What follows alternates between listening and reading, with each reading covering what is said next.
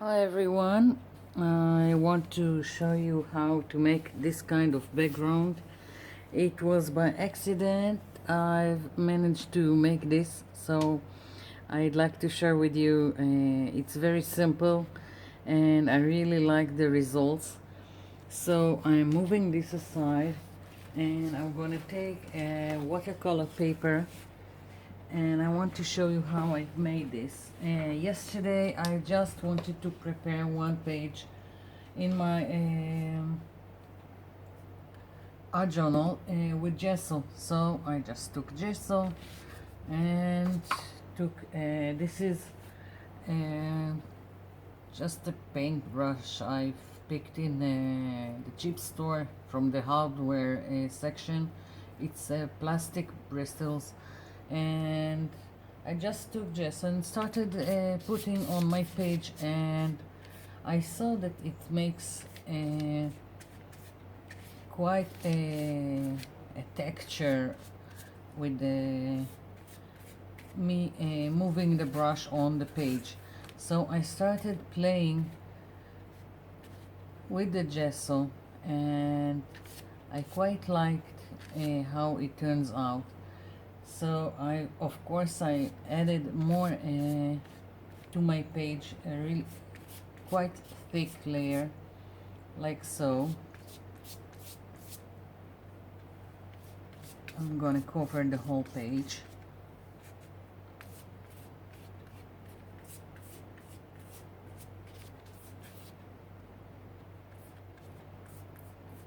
Here we go. And then I just went in with the brush and started making wavy markings like so.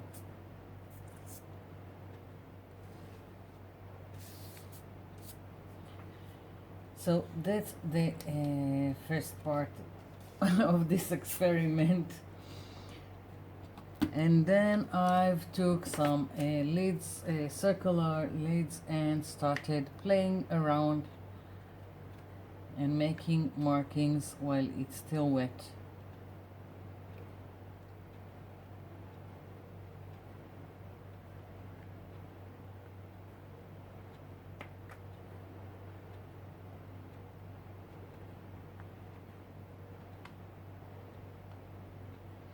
When I'm putting them down, I'm turning them a little bit, and then the imprint is better than just pushing it down.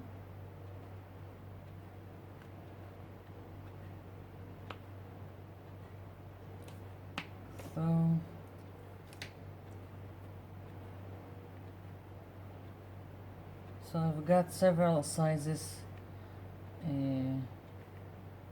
to play with.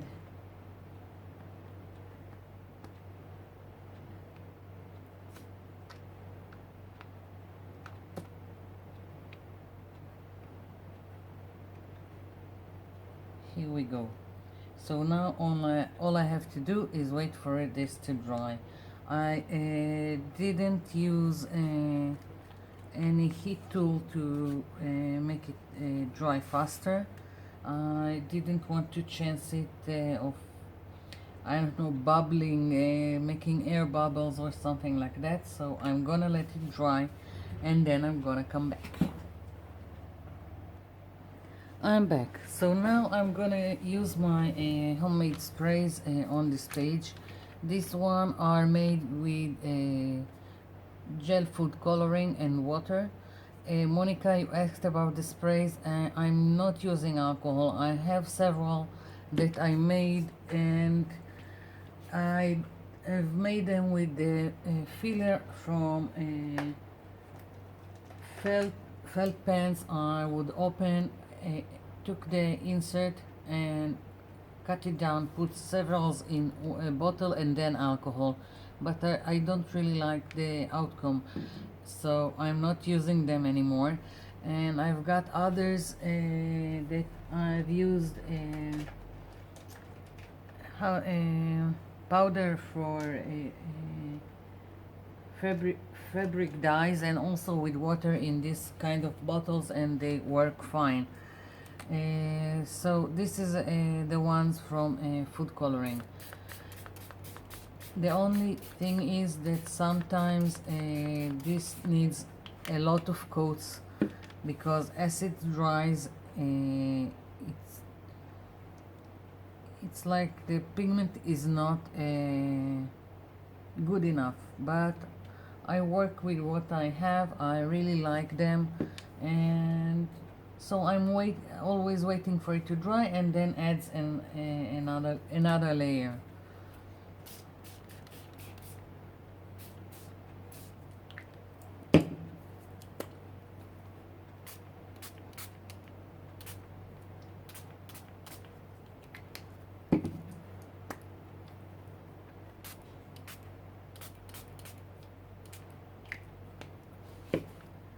Okay, so now you can leave it be as is, and you can start playing by moving it around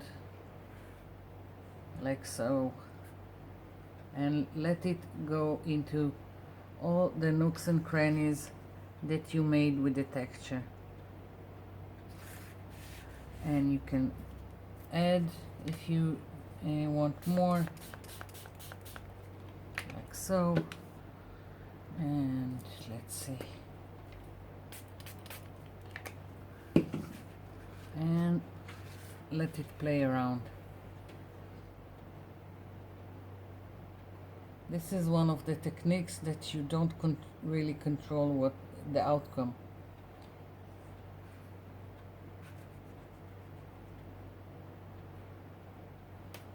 Let's see, I should have put a towel here. I'll do it now. Here we go. So you can play with it until you're satisfied with the colors you've got.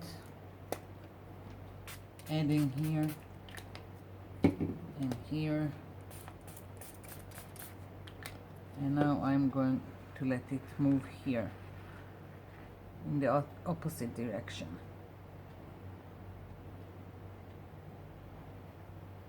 Here we go.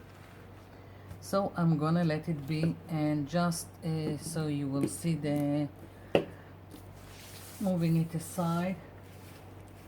Here is the page I made yesterday. So this is the background, and now I just want to add something to the bubbles, and I'm gonna take my metallic watercolors, and I want to go in the circles and add to them. Let's see, where is my jar with water? Here we go. I'm thinking this seems like bronze, I don't know. Maybe the gold will work better.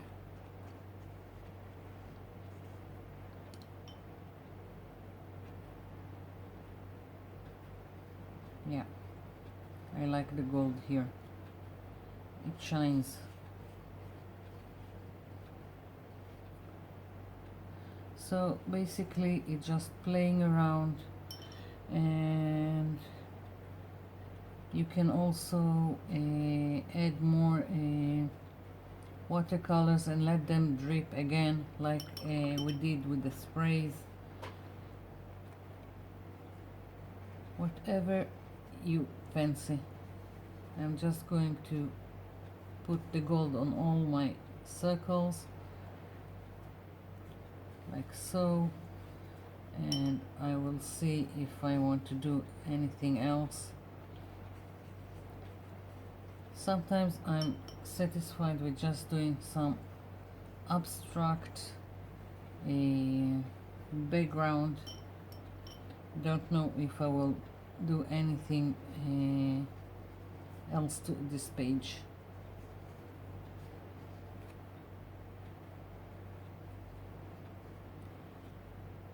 what I'm trying to say is that not each page needs a focal point or a quote. For me, this can stay as is.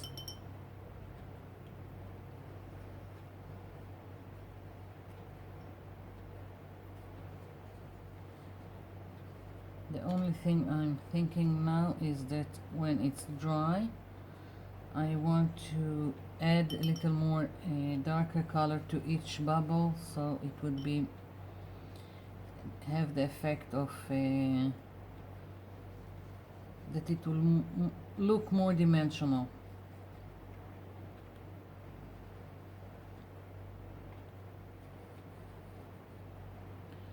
I hope you can see the shimmer. If not, I'm gonna bring it closer to the camera in a minute.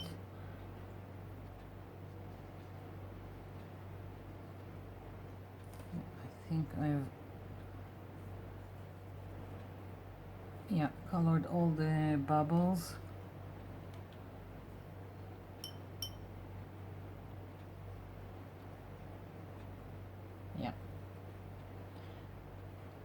Okay, so let's see. I hope you can see what I've done. Here we go. And let's see, I'm gonna add another color, as I said, just to make it more dimensional. And well, let's add the bronze.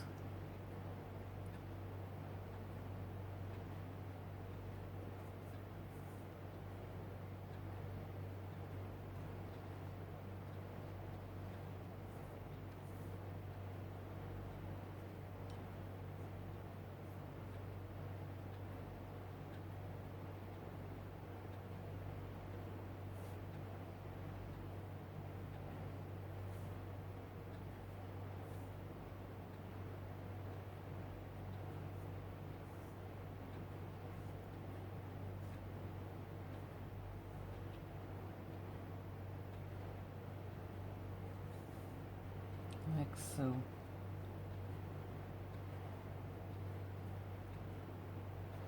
Of course, this technique with the texture, with the gesso, you can do whatever markings you want. It doesn't have to be this wavy thing, and it doesn't have to be circles.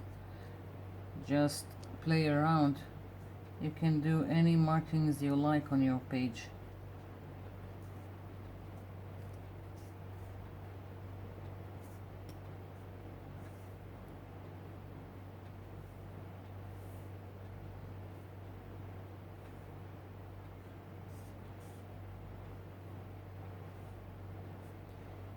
Okay. Well, I really like this page as is. I'm gonna leave it be.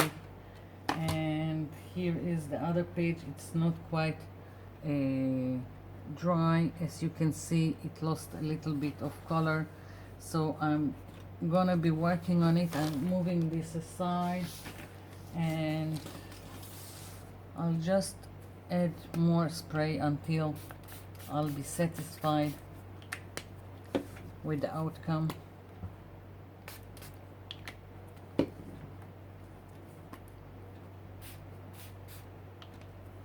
So, and tilting it.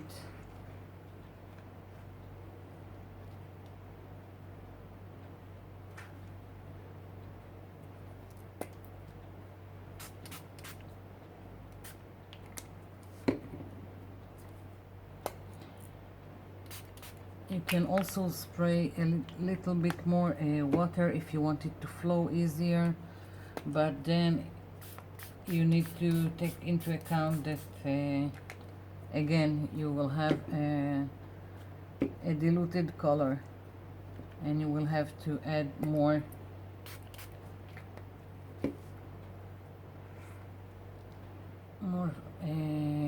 spray, like so. I'm just playing. You can't really control this.